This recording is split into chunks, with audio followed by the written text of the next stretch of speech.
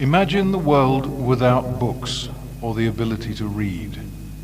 In other words, imagine what human beings would be without the alphabet, without writing, and without books.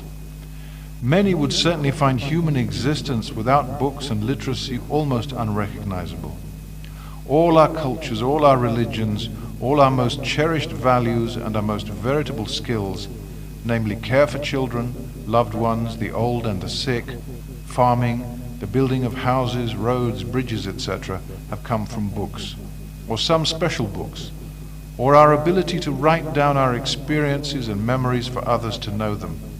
In a word, the passion to read them and store them for the succeeding generations. It is in this sense that reading, or the ability to read, or the habit of reading, is central to all human cultures. Without reading and the ability to read, we would not be able to understand our religions and what they teach us, i.e., how to live a rich and fulfilled life without pain in the body or terror in the mind. A long time ago, when human beings had not yet invented writing, whether phonetic or alphabetic, human beings lived more or less like the animals, living in caves, foraging for food, or only living and dying without any memory or heritage. But when human beings invented writing, or the signs by which to symbolize themselves and the world in which they lived, they became truly human beings, that is, very different from the other animals.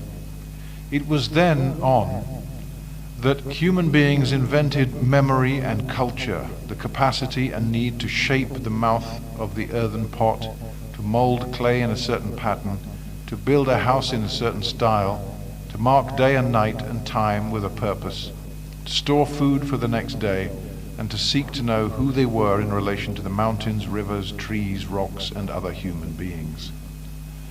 But the invention of writing was also the invention of reading, for as far as we know, only human beings can read and therefore write. Human culture, in fact, is available only to those who can read. What we call educated people are really those who are literate, that is, those in the possession of an alphabet, namely those who can read and do read or have read a great deal of books and are, to the same degree, acquainted with books and writing and learning. This is chiefly why in modern society today there are the skilled and the unskilled. The skilled are those who have been to school or college, have read a great deal of those books we are required to read in schools, from primary school through to university. The skilled, or those who have read and are continually reading, are rewarded with important positions or roles in society. For example, it's hard to imagine a governor, a president, doctor, an engineer, a pilot, or a professor who has not read or who did not previously do any reading. In other words, who is not educated. But there are other benefits of reading, or of having read and being able to read. Reading enlarges the mind. Those who have read many, many books are likely to be broad-minded, cosmopolitan, nice and pleasant. They have enlarged their knowledge of other people, other cultures, and can be called truly human beings because their mind can appreciate or has accommodated differences between themselves and others. Indeed, such experience, such refinement comes and can come only with a passion for reading. It is reading which makes possible what may be called the humane spirit, or what is called culture, the pursuit of edification, knowledge, spiritual growth, and what the great 19th century English humanist Matthew Arnold called, in a memorable phrase, sweetness and light, or the best that has been thought and said in the world. It is also in this sense that reading excites the imagination. It takes one to new experiences, to different kinds of people and cultures, to fantasy worlds, realistic worlds, surrealistic visions of life and places, and to new characters and identities and consciousnesses. Reading is, in this sense, a voyage to yourself, to ourselves, and could therefore make you discover something that you yourself or thought could not think but could appreciate. In this sense, then, reading makes us know more and more about who we are and what we can do for the world, our society, our community, or our family. This is in fact the key reason why we go to school or seek formal education, to expand our horizon and identity and the skills by which we make our lives better and better, and pass on our heritage or culture to our children and our children's children. But you will notice that these things I have mentioned go on forever and do not stop even for a moment. Even when we die, others who live on carry them along. It is also in this sense that reading cannot and will never stop. Yet this is also why we too must go on reading. First, if only to remain human. Second, if only to know more about our identity, including our religion, the society, the world, and the universe. Therefore, read, and never stop reading. Read everything you can, from your religious textbooks, your school books, and the stories in other books, to the newspaper, the road signs, and the writing on bridges, walls, and billboards. This is why I would recommend that you read at least 2 pages every day before you go to bed.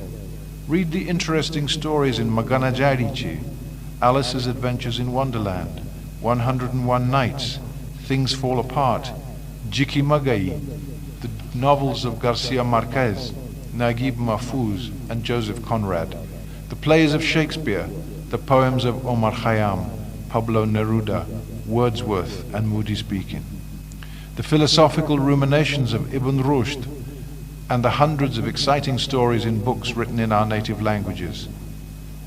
For example, read the Quran, the Bible, the Bhagavad Gita, Book of the Dead, the dictionary, etc. Read poems, novels, plays, newspaper reports, anything you can lay your hands on. You can read not only in the library, but also in your room, in the toilet, or in the kitchen, or wherever you happen to be.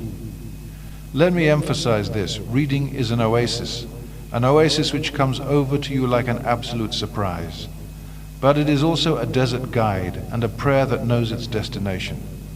This is why to read or to engage in reading is to invent, and to invent would be to know and how to say come and to answer the come of other human beings. Reading is, I dare say, a gift of and for human beings alone. We must therefore read and read and read. Only then can we write and be able to write. Only then can we be educated. Only then can we be full and enriched human beings and thus be literate and civilized.